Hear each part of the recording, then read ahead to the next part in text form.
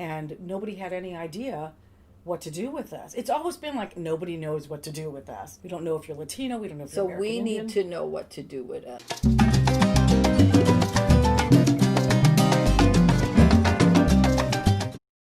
Latinos Latinas came from almost two schools. One was the Teatro Campesino school, which was Diane and those groups. And they were more like, we're an ensemble company, we have no identity, we just create this thing. But I came from the school of a writer writes, and the writer's name's on it, and an actor can act, and you can write and act, and you do 1,000 things. But each one should get your share of the praise or condemnation. Your credit, yes. Either way, credit. And so when we started doing Latinos Anonymous, the actors in it said, we're not writers, you're a writer, Rick.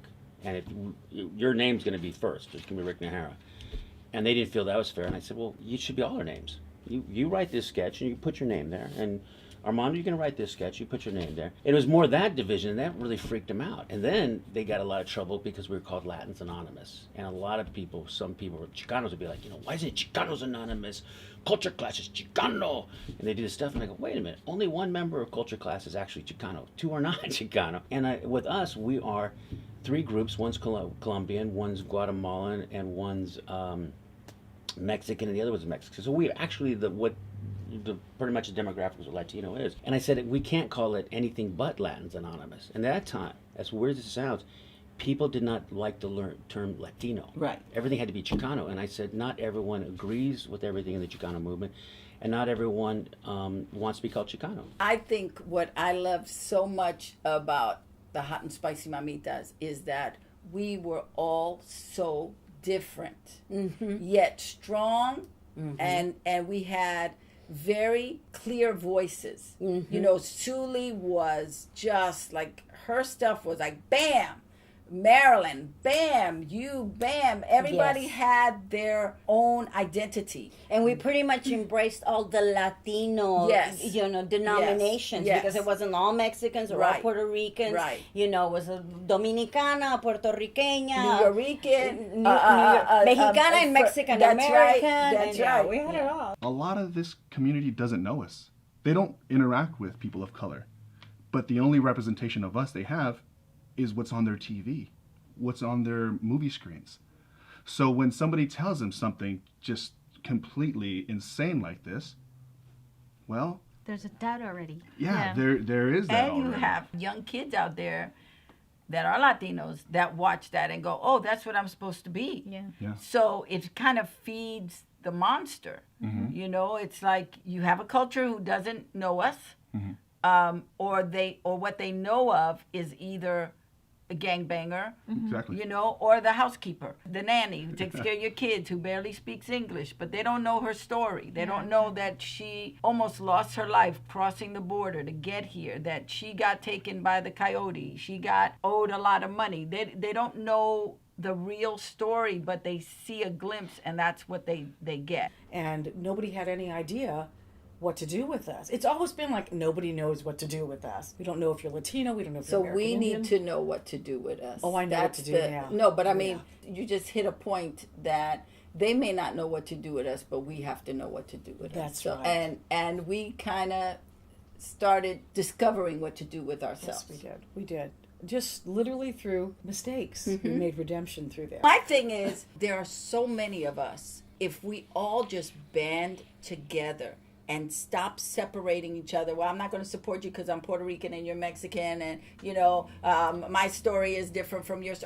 Our stories are different, but they're human stories, and we need to just say, look, whatever Latino project goes up, we're all going that first weekend to say we want to look at Asian, crazy rich Asian. Yeah.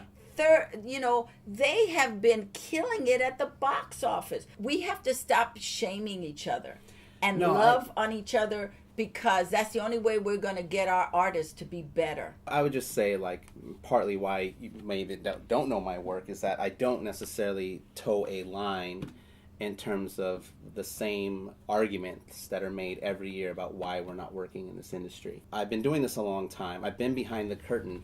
And the main reason why a lot of us are not working behind the wall is that there's such a lack of altruism among our own people, so that if someone does get a show or someone does get an opportunity, they don't want to ruffle feathers to bring another Latino in, because there has to be Ava DuVernay, to me, has shown the way. She's someone who's doesn't just talk the talk, she walks the walk. She's been very outspoken about Hollywood and the problems, but she's followed it with success, and she's created opportunities. She goes out of her way to find female filmmakers that haven't gotten an opportunity to direct TV, and she brings them onto their show. We don't have that. And if you have a problem with the way Latinos are represented in the media or any other group, so then don't take on those roles.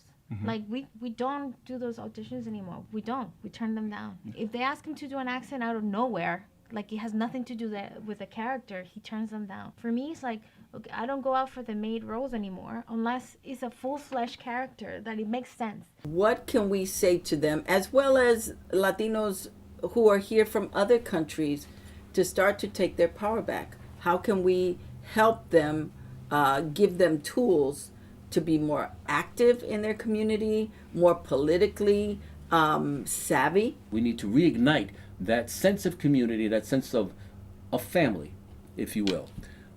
I think that young people are ready for it.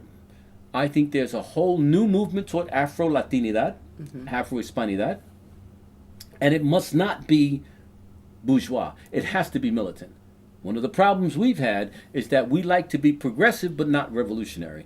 Socialism is a viable economic modality. We have to look at that seriously. Already Bernie Sanders is doing it. Miss Ocasio is doing it. We need to look at it because capitalism is dying. It's over for this empire. And we have to be part of the new move. So youth are ready. We have to read. We have to travel. We have to write. And that doesn't mean that if the person speaks well, they're not Puerto Rican. It doesn't also mean that if the person has an accent, that they're not part of the American fabric. I'm a Warner Brothers. It's the same 9 guys I ever read with in the beginning. Tony Plana, Eddie Olmos, Pepe Serna. I mean, just the same guys. And at the end of this gauntlet of auditions, there's 5 of us left. And we're sitting in a room at Warner Brothers when you could just drive under the little back lot there and walk right in. And this was great. You can confirm this. We were not that competitive. We would get in a room, oh, Nani, what's going on? We show pictures of our grandchildren and wives and friends. Sometimes we'd even read with each other. You want to read? Sure. For the same part, we just prepare each other. The other people were in the corner with their sides, like, they're very, here we are. There was a camaraderie. Yeah, we did have a camaraderie. It was a familia. It was a familia. And still do. Yes. And I just think, as Latinos in the business, it is our responsibility to help everybody. Absolutely. Well, not everybody. Let me take that. I ain't helping everybody. But to help people who really have the talent, have the drive, and are good. That you want to champion young people. You want to champion people who they just need the door to be open. Right. That's what I tell young comics. You have to be passionate about this. It's not a thing to go show off to your friends. And responsible. Absolutely. You have to be responsible. If someone gives you the opportunity, you have to not make them out to be, bad. I shouldn't have done this, because don't give them regrets. Why did I help this person? Right. They just burned me. And I always tell young comics, John Wooden was a coach at UCLA. He said something that's always stuck with me. He says, failure to prepare is preparing to fail. And I tell my students this because, like any job, you have to prepare yourself, man. You have to have your stuff ready so when opportunity knocks and you're there, you're ready to go. It's not like, oh, well, can I have 2 more days before I go up? No, I want you here now. It was funny, one time George Lopez had a show called Lopez Tonight. Talk show. Not a lot of guys were on that show, the comics. It was more celebrities and stuff. But he called one day, his people called and said, George wants you here tomorrow, 5 o'clock. Well, tomorrow for what? You want me to sweep? What do you So says, no, he wants you to come and do a 5-minute set. So I had been doing it enough years to know I have 5 minutes. So when I got there, I did the 5 minutes. But it was just one of those examples of be ready. Right. You were one of the first Latinas who was really working and creating a name for yourself. You were getting a lot of opportunities that up until that point we didn't really have. We didn't have that much. After you, the doors opened, but you were kind of the it girl for Latinas. Well, I had no clue about what you're saying. I was just in the trenches.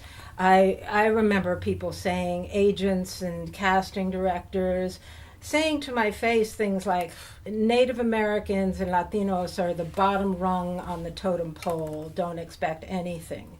You know, that's the kind of attitude I got. People telling me to have my nose made thinner, dyeing my hair blonde, wear whiter makeup, you know, really just, you know, try to fit in that way and assimilate. I only played one Native American role on Lou Grant because my hair was really long and I don't know why.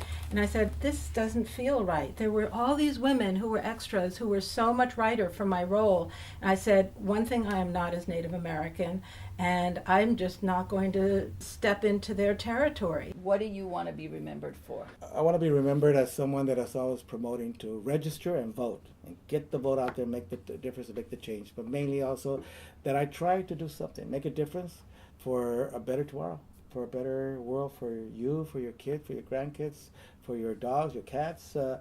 That's our job.